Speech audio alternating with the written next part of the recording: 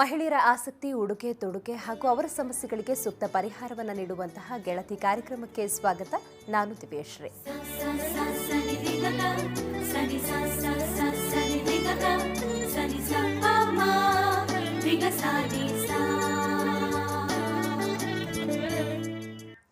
ತಾಯ್ತನ ಅನ್ನೋದು ಮಹಿಳೆಯರ ಜೀವನದಲ್ಲಿ ಪ್ರಮುಖ ಘಟ್ಟ ಅಂತಾನೆ ಹೇಳ್ಬೋದು. ಆದರೆ ಇಂಥ ಸಂದರ್ಭದಲ್ಲಿ ತಾಯ್ತನ ಅನ್ನೋದಾದ ನಂತರ ಮಗುವಿನ ಮೇಲೆ ಆಕೆಯ ಸಂಪೂರ್ಣ ಗಮನ ಹೋಗುತ್ತೆ. ಈ ಸಂದರ್ಭದಲ್ಲಿ ತನ್ನ ಮೇಲೆ, ತನ್ನ ಶರೀರದ ಮೇಲೆ ಆಕೆ ಆಸಕ್ತಿಯನ್ನು ಸೇರಿದಂತೆ ಗಮನವನ್ನು ಹಾಕೋದನ್ನು ಕಳ್ಕೊಳ್ತಾಳೆ. ಈ ಸಂದರ್ಭದಲ್ಲಿ ಅವಳಿಗೆ ಲ್ಯಾಕ್ ಆಫ್ ಕಾನ್ಫಿಡೆನ್ಸ್, ಆತ್ಮವಿಶ್ವಾಸದ ಕೊರತೆ ಉಂಟಾಗುತ್ತೆ. ಹಾಗಾದರೆ ಆತ್ಮವಿಶ್ವಾಸವನ್ನು ಹೆಚ್ಚಿಸುವುದಕ್ಕೆ ಒಂದು ಹೊಸ ಸರ್ಜರಿಯ ಮೂಲಕ ಅವಳಲ್ಲಿ ಆತ್ಮವಿಶ್ವಾಸವನ್ನು ತುಂಬಬಹುದು ಅಂತ ಹೇಳ್ತಾರೆ. ಅದು ಹೇಗೆ ಅಂತ ತಿಳಿಸ್ಕೊಡೋ ಇವತ್ತಿನ ಗೆಳತಿ ಕಾರ್ಯಕ್ರಮದಲ್ಲಿ ಅಬ್ಡೋಮಿನೋಪ್ಲಾಸ್ಟಿ ಅನ್ನೋ ವಿಷಯದ ಬಗ್ಗೆ ಮಾತಾಡೋದಕ್ಕೆ ನಮ್ಮ ಜೊತೆ ಕಾರ್ಯಕ್ರಮದಲ್ಲಿ ಡಾಕ್ಟರ್ ಇದ್ದಾರೆ.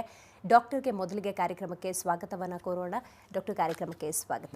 ನಮಸ್ಕಾರ. ಸೊ ಇವತ್ತು ನಾವು ಮಾತಾಡ್ತಾ ಇದ್ದೀವಿ ಅಬ್ಡೋಮಿನೋಪ್ಲಾಸ್ಟಿ ಕುರಿತಂತೆ. ಏನು ಹಾಗಂದ್ರೆ ಫಸ್ಟು ಏನೇನು ಬದಲಾವಣೆ ಆಗುತ್ತೆ ಪ್ರೆಗ್ನೆನ್ಸಿ ಆದಮೇಲೆ ಅದನ್ನು ತಿಳ್ಕೊಳ್ಳೋಣ. ಒಂದೇನೆಂದರೆ ಅಬ್ಡೋಮಿನ್ ಸ್ಟ್ರೆಚ್ ಆಗುತ್ತೆ. ಹೊಟ್ಟೆ ಸ್ಟ್ರೆಚ್ ಆಗೋದ್ರಿಂದ ಒಂದು ಸಲ ಡೆಲಿವರಿ ಆದಮೇಲೆ ಅದು ಸ್ಯಾಗ್ ಆಗುತ್ತೆ. ಅದ್ರ ಜೊತೆಗೆ ನೆರಿಗೆಗಳು ಮತ್ತು ಸ್ಟ್ರೆಚ್ ಮಾರ್ಕ್ಸ್ ಮತ್ತು ಲೂಸ್ ಸ್ಕಿನ್. ಅದ್ರ ಜೊತೆಗೆ ಬೇಬಿ ಫ್ಯಾಟ್ ಅಂತ ಅದೇನಾಗುತ್ತೆ, ಟಮ್ಮಿಯಲ್ಲಿ ಸ್ವಲ್ಪ ಫ್ಯಾಟ್ ಅಕ್ಯುಮುಲೇಟ್ ಆಗುತ್ತೆ. ಆವಾಗ ಕೆಲವೊಂದು ಸಲ ಏನಾಗುತ್ತೆ, ಅವರಿಗೆ ಸ್ವಲ್ಪ ಟೈಟ್ ಆದ ಡ್ರೆಸ್ ಹಾಕಿದ್ರೆ ಅದು ಎದ್ದು ಕಾಣಿಸುತ್ತೆ. ಅದು ಕೆಲವರಿಗೆ ಇಷ್ಟ ಆಗಲ್ಲ.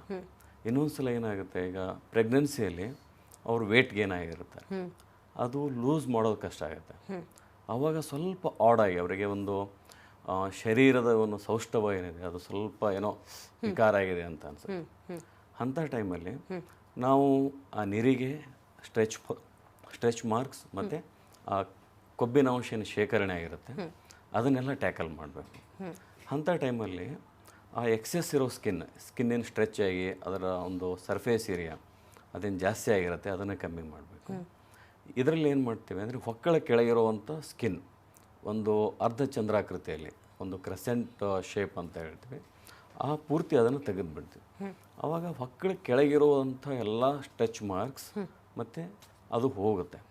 ಒಂದು ಸಿಸೇರಿಯನ್ ಸೆಕ್ಷನ್ ಥರನೇ ಒಂದು ಫೈನ್ ಲೈನ್, ಓಕೆ, ಅದೇ ಸ್ಥಾನದಲ್ಲಿ ಸ್ವಲ್ಪ ಎಕ್ಸ್ಟೆಂಡೆಡ್ ಆ ಕಡೆ ಅಷ್ಟು ಒಂದು ಲೈನ್ ಬರುತ್ತೆ. ಅದು ಅಂತ ಏನು ಕಾಣಲ್ಲ. ಅದರ ಜೊತೆಗೆ ಅಷ್ಟೆಲ್ಲ ಸ್ಟ್ರೆಚ್ ಮಾರ್ಕ್ಸ್ ಹೋಗುತ್ತೆ, ಬಟ್ ಹೊಕ್ಕಳ ಮೇಲಿರುವಂಥ ಸ್ಟ್ರೆಚ್ ಮಾರ್ಕ್ಸು ಹೊಕ್ಕಳು ಸುಮಾರು ಕೆಳಗೆ ಬರುತ್ತೆ, ಅದು ಅಷ್ಟು ಕಾಣಲ್ಲ.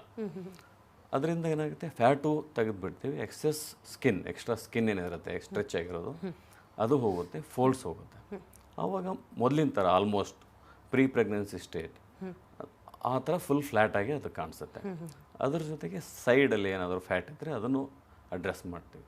ಇದರಲ್ಲಿ ಆ ಭಾಗದಲ್ಲಿರೋ ಸ್ಕಿನ್ನು ಫ್ಯಾಟ್ ಅಷ್ಟೇ ತೆಗೆಯೋದು, ಡೀಪಾಗಿ ಏನೂ ಹೋಗಲ್ಲ ಅದರಲ್ಲಿ. ಅಂದರೆ ಯಾವುದೋ ಮಸಲ್ ಆ ಥರ ಏನೋ ಟಚ್ ಮಾಡಲ್ಲ. ಹಾಗಾಗಿ ಭಾರ ಎತ್ತೋದ್ರಿಂದ ಏನೋ ಪ್ರಾಬ್ಲಮ್ಮು, ಹರ್ನಿ ಆಗೋದು ಆ ಥರ ಸಮಸ್ಯೆ ಇದರಲ್ಲಿರಲ್ಲ. ಅದು ನಮಗೆ ಸ್ವಲ್ಪ ಯೋಚನೆ ಆಗುತ್ತೆ, ಏನಂದರೆ ಏನೋ ಡೀಪ್, ಎಸ್ಪೆಷಲಿ ಈಗ ಸಿಸೇರಿಯನ್ ಸೆಕ್ಷನ್ ಆದಮೇಲೆ ಭಾರ ಎತ್ತಬಾರ್ದು, ಆ ಕಡೆ ಈ ಕಡೆ ಹೊರಳಬೇಕಾದ್ರೆ ಸ್ವಲ್ಪ ನಿಧಾನಕ್ಕೆ ಕೇರ್ ತೊಗೊಂಡು ಹೊರಡಬೇಕು. ಇದು ಆ ಥರ ಏನಿರಲ್ಲ.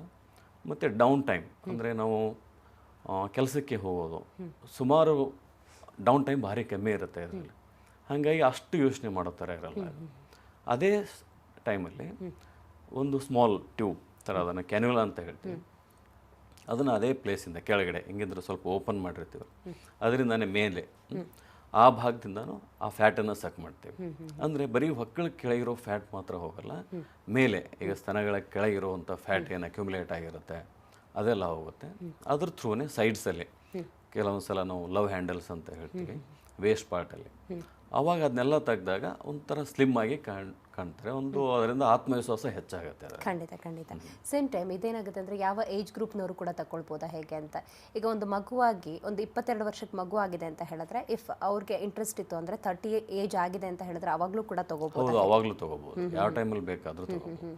ಈಗ ಒಂದು ಮಗು ಆಗಿದೆ ಅಂತ ಹೇಳಿದ್ರೆ ಒಂದು ವರ್ಷ ಬಿಟ್ಟ ನಂತರ ಸರ್ಜರಿನ ಮಾಡಿಸ್ಕೊಳ್ಬೋದಾ, ಅಥವಾ ಯಾವಾಗ ಇಂಥದ್ದೇ ಟೈಮಲ್ಲಿ ಮಾಡ್ಕೊಳ್ಬೇಕು ಅಂತ ಏನಾದರೂ? ಅಂದರೆ ಏನಾಗುತ್ತೆ, ಮಗು ಇಂಡಿಪೆಂಡೆಂಟ್, ಸ್ವತಂತ್ರವಾಗಿ ತನ್ನಷ್ಟೇ ನೋಡ್ಕೊಳ್ಳೋದು, ಅಥವಾ ಆ ಮಗುವನ್ನು ಬೇರೆಯವ್ರು ಯಾರೋ ನೋಡ್ಕೊಳ್ಳೋಕ್ಕಿದ್ರೆ ಇವರು ಮಾಡ್ಕೋಬೋದು. ಒಂದು ಅರೌಂಡ್ ಒಂದು 5 to 7 days ಸ್ವಲ್ಪ ಕೇರ್ ತೊಗೋಬೇಕಾಗುತ್ತೆ. ಯಾಕೆಂದರೆ ಮಗು ತುಂಬ ಹಚ್ಕೊಂಡಿರುತ್ತೆ ಆ ಟೈಮಲ್ಲಿ. ಸ್ವಲ್ಪ ಅದು ಡಿಟ್ಯಾಚ್ಮೆಂಟ್, ಇಂಡಿಪೆಂಡೆಂಟ್ ಆಗಿ ಒಂದ್ಸಲ ಇಂಡಿಪೆಂಡೆಂಟ್ ಆದಮೇಲೆ ಅವರು ಈ ಸರ್ಜರಿನ ಮಾಡಿಸ್ಬೋದು. ಓಕೆ, ಸರ್ಜರಿಗೆ ತಗುಲುವಂತಹ ಸಮಯ ಎಷ್ಟು ಹೊತ್ತುವರೆಗೂ ಆಪರೇಷನ್ ಆಗುತ್ತೆ? ಆಪ್ರೇಷನ್ ಒಂದು 2ರಿಂದ 2.5 ಗಂಟೆ ಆಗುತ್ತೆ. ಬಟ್ ಏನಂದರೆ ಇವರು day care procedure, morning around 8:30ಗೆ ಬಂದರೆ ಸಾಯಂಕಾಲ 8 ಗಂಟೆಗೆ ಮನೆಗೆ ವಾಪಸ್ ಹೋಗ್ಬೋದು. ಓಕೆ, ನೈಟ್ ಸ್ಟೇ ಅಂತ ಏನಿರಲ್ಲ. ಅಂದರೆ ಒಂದ್ಸತಿ ವಿಸಿಟ್ ಮಾಡಿದ ತಕ್ಷಣ ಆಪರೇಷನ್ ಆಯಿತು ಅಂತ ಹೇಳಿದ್ರೆ ರಿಟರ್ನ್ ಅವ್ರ ಮನೆಗೆ ಬರ್ತಾರೆ. ಆ ನಂತರದ ಸಂದರ್ಭದಲ್ಲಿ ಏನಾದರೂ ವಿಸಿಟ್ ಮಾಡಬೇಕಾಗುತ್ತೆ ಅಥವಾ ಯಾವ ಥರ ಕೇರ್ ತೊಗೊಳ್ಬೇಕಾಗುತ್ತೆ ಆಪರೇಷನ್ ಆದಮೇಲೆ? ಹೌದು, ಇದೇನಾಗುತ್ತೆ, ಸಪೋಸ್ ಇವತ್ತು ಆಪ್ರೇಷನ್ ಆಯಿತು, ಅದರಿಂದ ಸ್ವಲ್ಪ ಫ್ಲೂಯಿಡ್ ಬರ್ತಾ ಇರುತ್ತೆ, ಅಲ್ಲಿ ನಾವು ಡ್ರೈನ್ ಇಟ್ಟಿರ್ತೀವಿ, ಅದು ನೆಕ್ಸ್ಟ್ ಡೇ ಸ್ಟಾಪ್ ಆಗುತ್ತೆ. ಅದೇನು ಸ್ವಲ್ಪ ಏನು ಫ್ಲೂಯಿಡ್ ಅದೇನು ಬರೋದು ಸ್ಟಾಪ್ ಆಗುತ್ತೆ. ಒಂದು ಸಲ ಸ್ಟಾಪ್ ಆದಮೇಲೆ ಇವತ್ತು ಆಪ್ರೇಷನ್ ಆದರೆ ನಾಳೆ ಸಾಯಂಕಾಲ ಬಂದು ಇನ್ನೊಂದು ಸಲ ಸ್ಮಾಲ್ ಡ್ರೆಸ್ಸಿಂಗ್ ಇರುತ್ತೆ, ಅದನ್ನು ಡ್ರೈನ್ ತೆಗೆದು ಸ್ಮಾಲ್ ಒಂದು ವಾಟರ್ ಪ್ರೂಫ್ ಡ್ರೆಸ್ಸಿಂಗ್ ಹಾಕ್ತೀವಿ. ಅದ್ರ ಮೇಲೆ ಸ್ನಾನನೂ ಮಾಡ್ಬೋದು. ನೆಕ್ಸ್ಟ್ ಡೇ ಈವ್ನಿಂಗಿಂದ ಸ್ನಾನ ಮಾಡ್ಬೋದು. ಅದೊಂದು ವಿಸಿಟ್ ಇರುತ್ತೆ. ಅದಾದಮೇಲೆ 1 ವೀಕ್ ಆದಮೇಲೆ ಸ್ಟಿಚ್ ರಿಮೂವಲ್, ಅಂದರೆ ಒಳಗಡೆ ಡಿಸಾಲ್ವಬಲ್ ಸ್ಟಿಚ್ ಹಾಕಿರ್ತೇವೆ ಅಂದ್ರೂ ಫಾರ್ ಫೈನರ್ ಅಡ್ಜಸ್ಟ್ಮೆಂಟ್ಸ್, ಇನ್ನೂ ಸ್ಕಾರ್ ಫೈನ್ ಆಗಿ ಬರಲಿ ಅಂತ ಇನ್ನೊಂದು ರಿಮೂವಬಲ್ ಸ್ಟಿಚ್ ಇರುತ್ತೆ.